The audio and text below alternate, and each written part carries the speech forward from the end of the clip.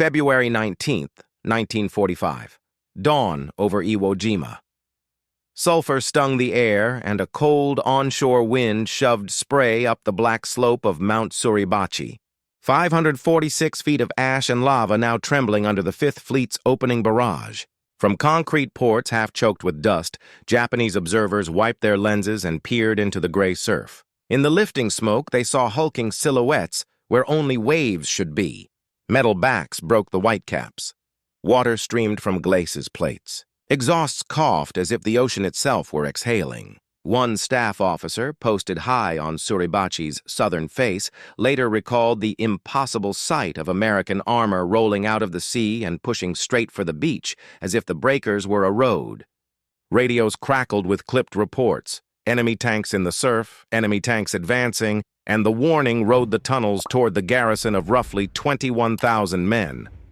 To the men in those pillboxes, it looked like sorcery. But what they saw was the culmination of years of Allied amphibious engineering. Shermans prepared for surf entry, many with deep wading stacks and waterproofed hulls dropped by landing craft in the shallows. And elsewhere in theater, a parallel family of swimming conversions whose canvas screens and twin propellers, the Duplex Drive, could shove 30-ton hulls through calm water at a few knots. The DD concept had been proven in 1944. By early 1945, even a tank stepping down off an LCM into chest-deep water could look, from a bunker under bombardment, like armor rising from the ocean.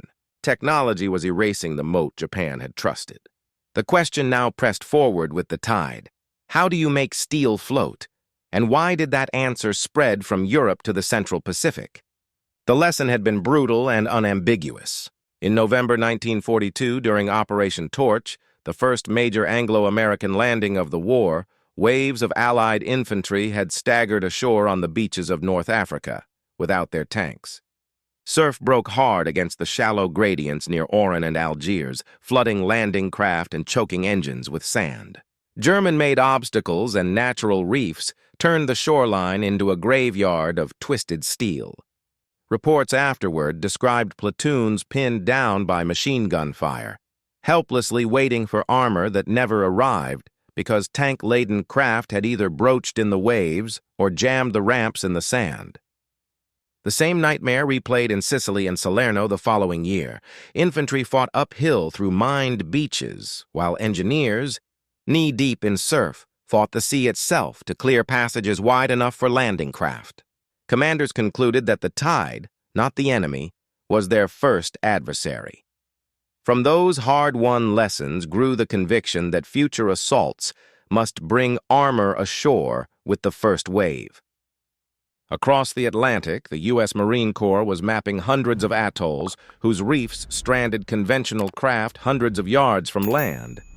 Meanwhile, the British Combined Operations Directorate studied how to breach the Atlantic Wall. Both reached the same conclusion. Tanks that could swim were no longer science fiction. They were survival.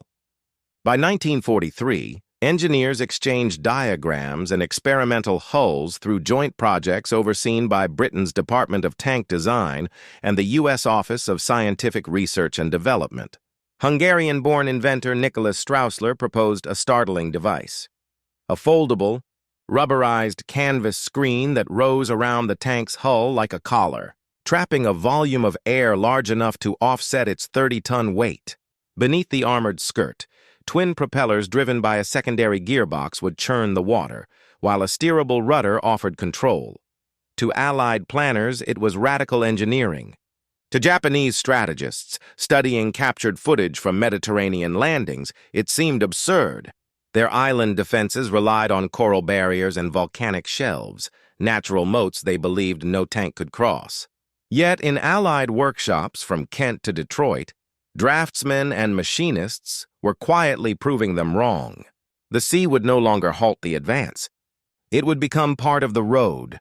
And as attention shifted toward Normandy and the Western Pacific, this idea, amphibious armor, evolved from desperation into doctrine, setting the stage for the birth of the Sherman Duplex Drive, a machine destined to challenge every assumption about what could float and what could fight. It began as an audacious fusion of two worlds, British invention and American production muscle. At its core stood Nicholas Straussler's Duplex Drive, a system so daring that even seasoned tank officers called it mechanical lunacy. Yet it worked. Engineers started with the proven M4A1 and M4A2 Sherman chassis, chosen for their balanced weight and reliable engines. Around that solid core, they wrapped genius. A collapsible, rubberized canvas screen hoisted by 36 inflatable pillars that locked into sockets welded along the hull's perimeter. When fully deployed, the screen rose about 4 feet above the tank's rim, giving the squat Sherman an ungainly, boat-like profile.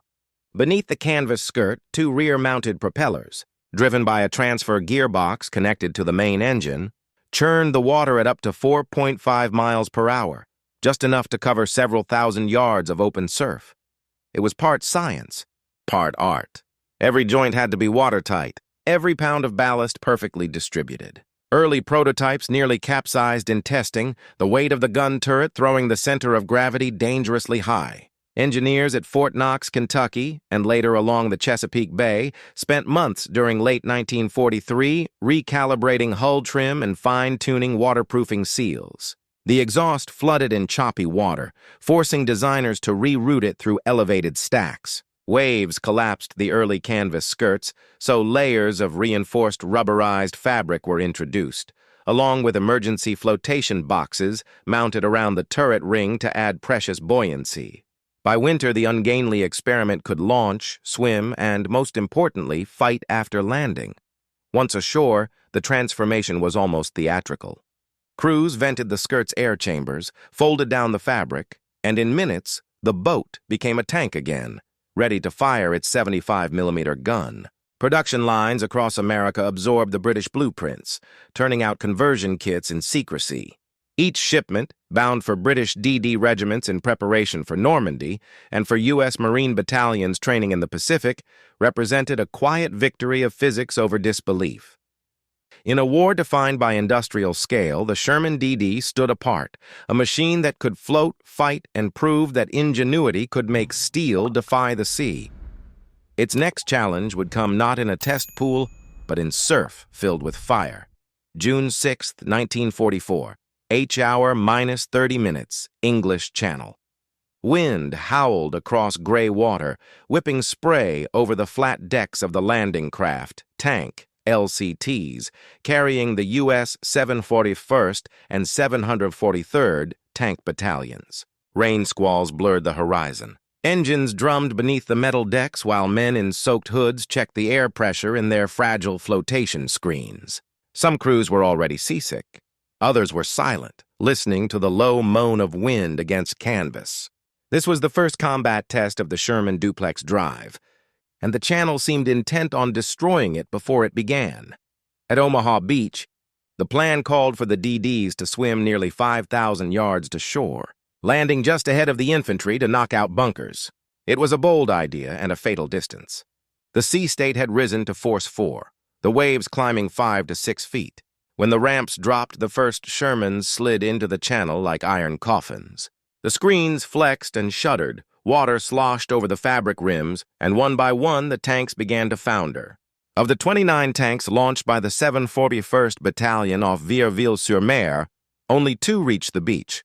The rest sank within minutes, their propellers spinning uselessly as water filled the hulls. Survivors clung to floating debris until rescue craft found them.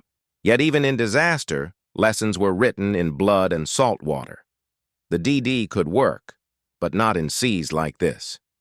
A few miles west at Utah Beach, conditions were calmer, and the 743rd's tanks landed effectively alongside the 1st Infantry waves. Across the channel at Gold, Juno, and Sword Beaches, where British and Canadian crews launched from only a few hundred yards out, the duplex drive system redeemed itself spectacularly. The swimming Shermans surged onto the sand and immediately silenced machine gun nests, shattered concrete casemates, and opened lanes through beach obstacles. German 7. Army intelligence reports, confused by the sight of armor rolling out of the surf, logged them as Schwimmende Panzer, swimming tanks, believed at first to be some new class of landing craft. By nightfall, the tide had turned both literally and figuratively. The DDs had shown that amphibious armor could succeed when launched under the right conditions. The cost at Omaha was tragic, but the principle survived intact. From the English coast to the laboratories of the Pacific, planners studied every failure and every triumph. The next time amphibious tanks rose from the sea, it would be against a new enemy, and on volcanic shores half a world away. By the closing months of 1944, a different kind of war was unfolding across the Pacific. The lessons of Normandy, where wind and surf had swallowed so many duplex drive Shermans, were dissected in after-action reports and turned into new blueprints for a new ocean. The U.S. Navy and Marine Corps, facing island chains guarded by reefs and volcanic sand, knew their challenge differed from Europe's beaches of chalk and tide. Here the water was clear, the coral razor-sharp, and the slopes treacherous. Ordinary landing craft grounded hundreds of yards offshore, forcing infantry to wade through murderous fire. Armor had to swim farther, float longer, and climb terrain as soft as ash. At Hawaiian proving grounds, teams from the Naval Construction Battalion and the Ordnance Department took the M4A2 Sherman and began turning it into something that could survive the Pacific's cruelty.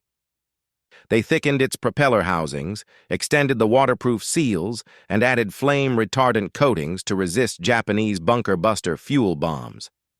Vent stacks were elevated to breathe above crashing surf. Each modification told a story of adaptation, of engineers who had read Normandy's failures like scripture and vowed not to repeat them. Meanwhile, a parallel innovation rolled out of American shipyards, the LVTA-4 Amtrac. Armed with a 75mm howitzer and designed to swim like a boat, it gave commanders mobility across reefs but lacked the armor to survive first-contact fire.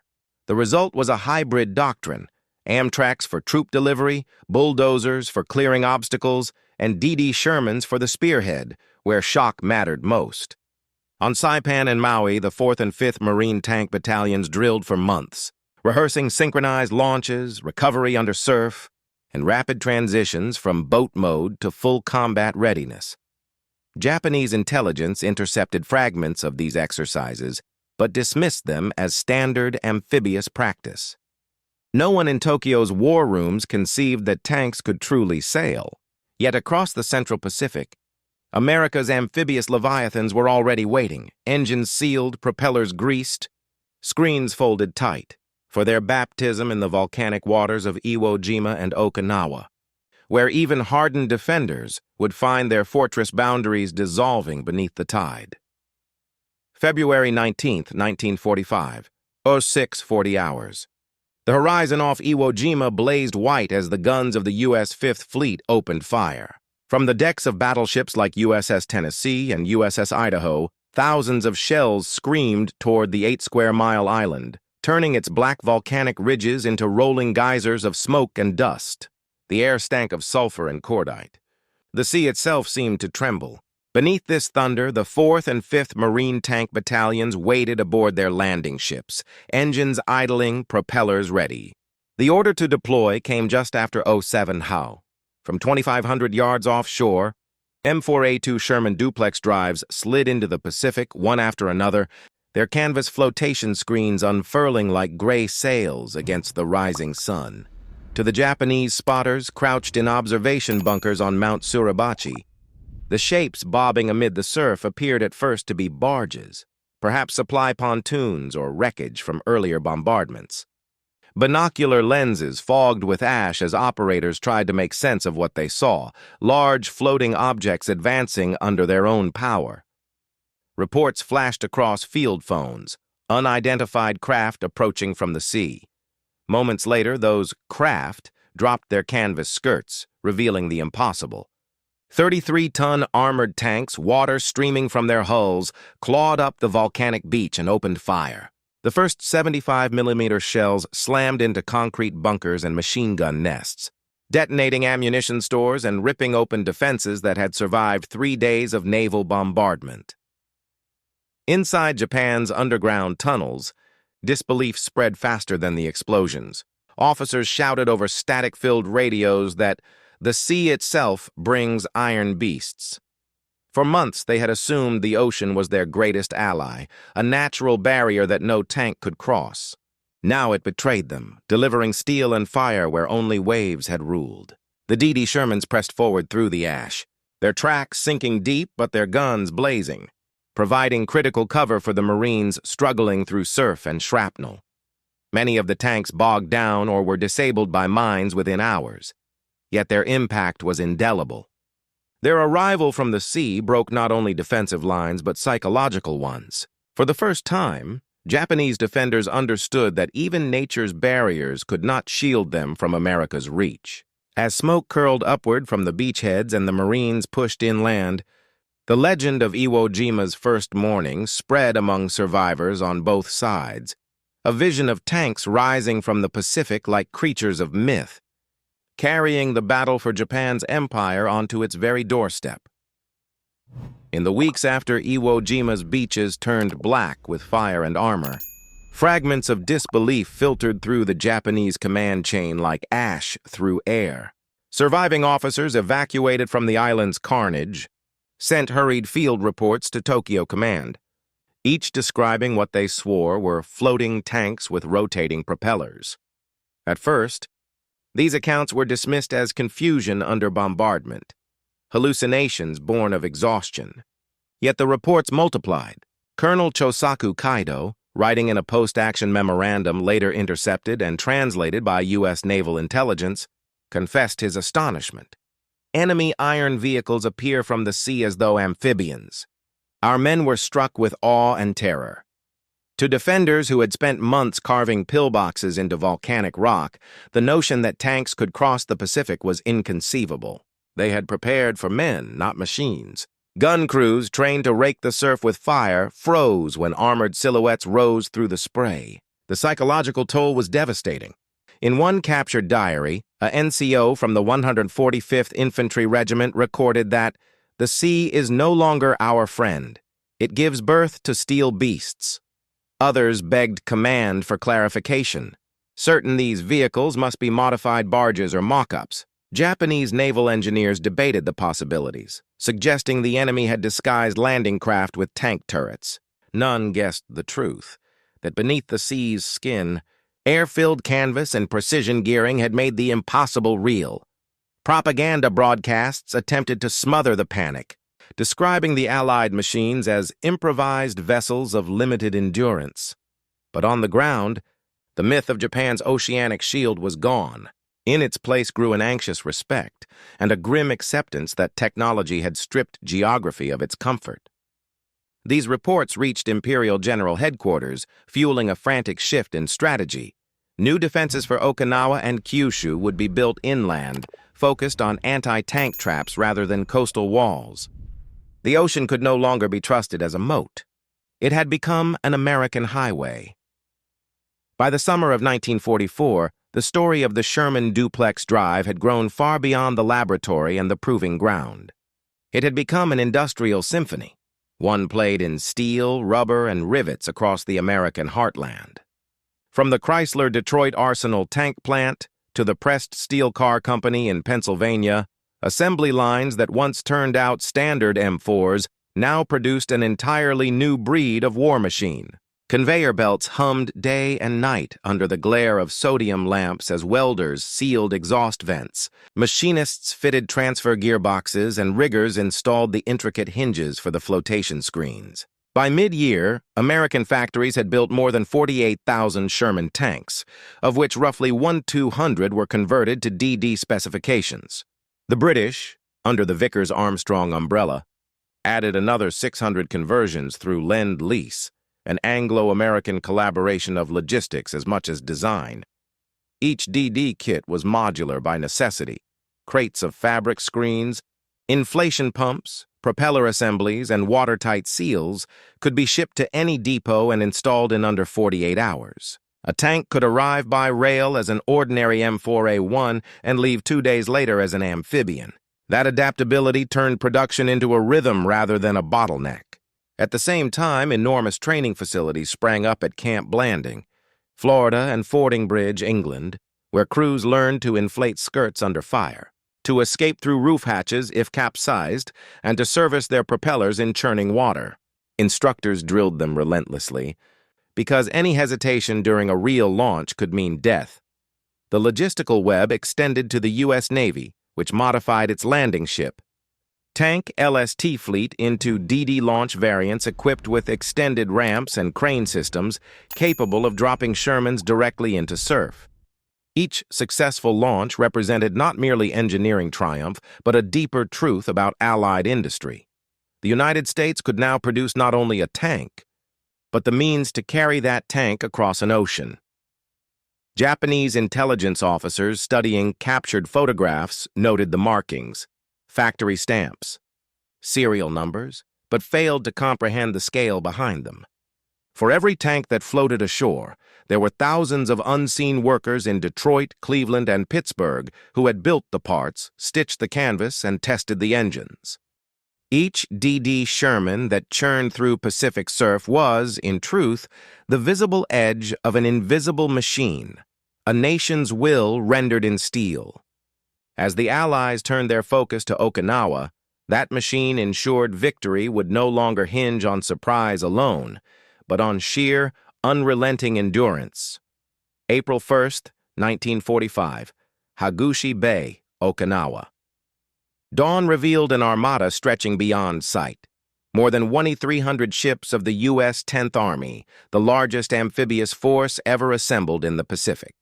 The operation's code name, Iceberg, belied the heat of the guns now thundering from cruisers and destroyers, pounding the shoreline that glowed orange under relentless bombardment. Above, carrier aircraft strafed suspected gun positions, while beneath the waves, armored landing craft opened their ramps. Out rolled the 713th Tank Battalion's Sherman DDs, each encircled by its inflated canvas screen and guided by sonar markers that blinked faintly through the haze. The tanks entered the sea in disciplined formation, propellers churning through the morning tide. From shore, Japanese lookouts of the 32nd Army, commanded by Lieutenant General Mitsuru Ushijima, saw what appeared to be landing barges advancing toward the beaches. Then, as the surf shallowed, the illusion dropped. Literally. The flotation skirts collapsed in unison, revealing a moving wall of 75mm armed Shermans, their guns already trained inland. The first salvo thundered across the sand, sending geysers of black earth skyward. American infantry followed close behind, using the tanks as moving cover. Unlike the chaos of Iwo Jima, this was a choreography of precision. The DD Shermans advanced in coordinated waves alongside LVTA-4 Amtracs and flamethrower tanks, systematically clearing pillboxes and beach obstacles. Naval gunfire synchronized with armor movements, cutting communication trenches before counterfire could be organized. Ushijima, believing tanks could not operate beyond the swampy lowlands, withheld his reserves, allowing the Americans to establish a firm beachhead within hours. By midday, Hagushi Bay was secure, a landing executed with machine-like efficiency. The success of Operation Iceberg validated every hard-won lesson from Normandy and Iwo Jima. Launch close, coordinate meticulously, and use armor to seize the first 500 yards of shoreline before the enemy could react. Japanese after-action reports later conceded that their oceanic defense had been rendered obsolete. The Pacific's final stronghold had fallen not just to firepower, but to mastery of an entirely new form of warfare, one where tanks no longer feared the sea. Inside every floating tank was a heartbeat trapped in steel and canvas. The Sherman Duplex Drive might have been an engineering marvel on paper, but for its crews it was a constant negotiation with fear.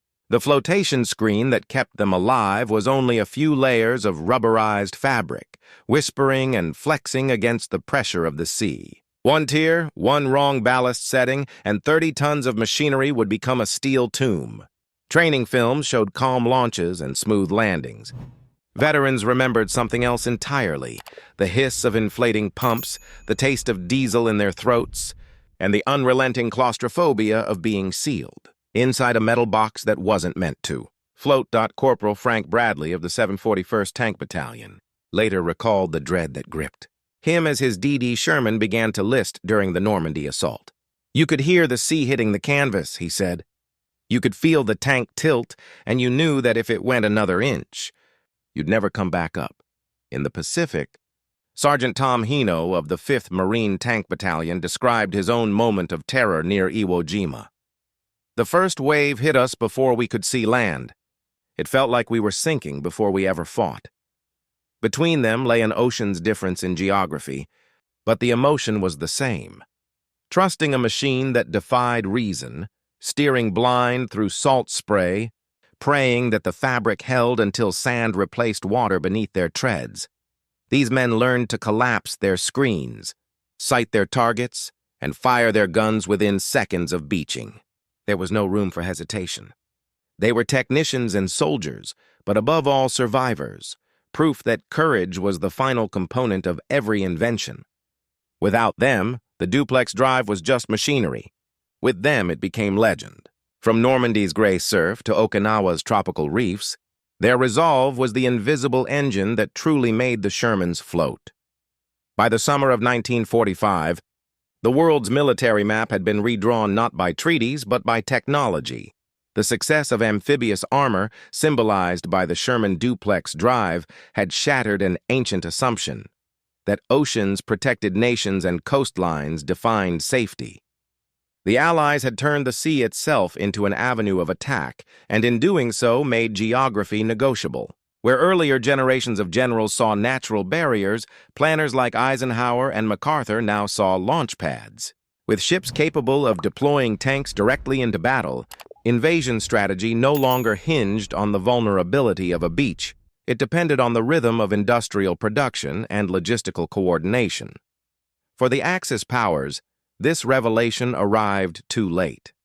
The Germans had built their Atlantic Wall, the Japanese their island fortresses, both under the illusion that the surf marked the limit of mechanized war. The moment armor appeared through the waves at Normandy and Iwo Jima, that illusion crumbled.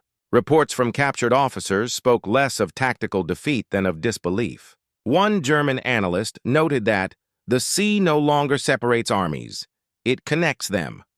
On both sides, strategists grasped that industrial science had conquered terrain itself. Steel, rubber, and fuel could now bend the rules of nature. The psychological reverberations were immense. The Axis had drawn confidence from geography. The Allies had drawn strength from ingenuity. By fusing naval, air, and ground operations into a single synchronized system, the Allied command structure achieved something beyond victory. It established a new doctrine. Post-war militaries across the globe absorbed its lesson. That power rested not merely on soldiers or weapons, but on integration, on the capacity to move any force, anywhere, regardless of coastlines. In that sense, the Sherman DD became more than an amphibious tank. It became a symbol of transformation. Its canvas walls and propeller blades announced the arrival of an era where isolation was obsolete. The ocean, once a moat, had become a road, and the modern age of global reach had begun. For all its triumphs, the Sherman Duplex Drive remained a compromise between ambition and physics. The same design that made it revolutionary also made it perilous. The Normandy disaster had already exposed how narrow the margin for success could be. When seas rose above 3 feet, the tank's high center of gravity and broad canvas skirt turned it from amphibian to anchor. Crews who had trusted their instruments found themselves fighting the sea more than the enemy. A ruptured seam, a sudden gust, or a fragment of shrapnel could tear the flotation screen and send 30 tons of steel to the bottom in seconds. The system's ingenuity was undeniable, but so was its fragility. Even when a DD Sherman survived its launch, the ocean punished it. Salt water crept into bearings, gearboxes, and electrical systems. Fine, silt-clogged filters and corroded the delicate seals that kept its engine breathing. Mechanics reported that within days, some newly landed tanks began to seize up from rust. To counter this, engineers added reinforced multi-layer skirts, bilge pumps capable of rapid drainage, and self-sealing exhaust valves that reduced flooding risk. These refinements improved survivability but never erased the fundamental vulnerability. The tank was designed for minutes of swimming, not hours. Tactically, its purpose was fleeting but crucial. The DD Sherman's advantage ended the moment it hit sand. Once ashore, it was simply another M4 with the same 75mm gun and moderate armor that by 1945 was already outclassed by newer designs. Yet those brief moments, crossing the surf under fire, emerging where no tank was expected, were priceless. Commanders understood that the Duplex Drive was not perfection. It was transition. Its legacy lived on in the LVT-6 Amphibious tractors, the post-war amphibious Pershing experiments, and in doctrines that treated land and sea as a single, fluid battlefield. In that sense, the Sherman DD's flaws were part of its lesson. It was a bridge, temporary, imperfect, but essential, between the earthbound warfare of the past and the seamless mobility of the future. When the war ended in August 1945, the sound of naval guns faded, but the echoes of the Duplex Drive Sherman continued through military doctrine and industrial imagination.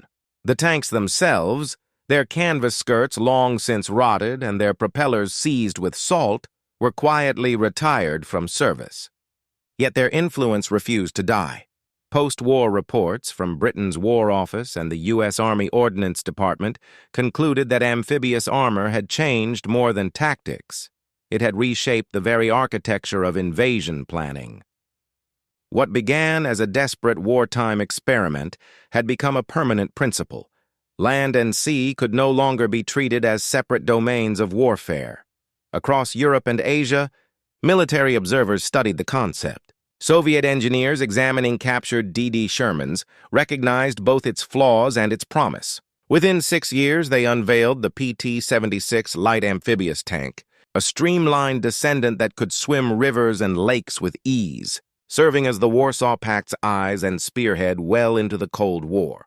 Meanwhile, the U.S. Marine Corps carried the lessons forward into the LVT and later LVTP series, amphibious assault vehicles that would wade ashore in Korea, Vietnam, and beyond. The Duplex Drive, though obsolete in hardware, lived on as doctrine, a case study in adaptation under fire. Even the psychological imprint endured. The once impossible vision of armor emerging from the sea forced nations to rethink coastal defense. In post-war irony, Japan's self-defense forces later trained alongside American amphibious units, mastering the very principles their wartime officers had dismissed as fantasy. Today, in museums from Bovington to Quantico, surviving DD Shermans stand restored, their delicate canvas screens stretched tight once more. They are not just relics of engineering, but emblems of a truth that outlived the war, that human ingenuity can turn even the sea into solid ground. The Pacific waves that once promised Japan protection instead delivered iron and fire. On those black volcanic shores, where centuries of warriors had trusted the sea as their shield, modern war proved that water could no longer divide the world. The same tides that once carried trade and empire now carried Sherman tanks, steel ships, and entire armies across the globe. From Normandy's gray surf to Iwo Jima's sulphurous shallows, the illusion of safety behind an ocean had dissolved. The Sherman Duplex Drive was more than an invention. It was a revelation that no boundary was sacred. A few feet of canvas, a pair of propellers, and the will to risk everything turned the sea from obstacle to ally. To those who faced it from the bunkers of Suribachi or the sea walls of France, it must have felt as if nature itself had joined the invader.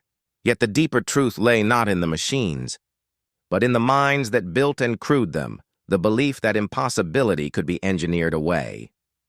When Japan's coasts fell silent and Europe's beaches lay behind the armies that had once stormed them, the world understood a new order. The oceans no longer protected, they connected. And from that realization, the modern age of global reach was born, carried first by the waves that once delivered tanks to shore.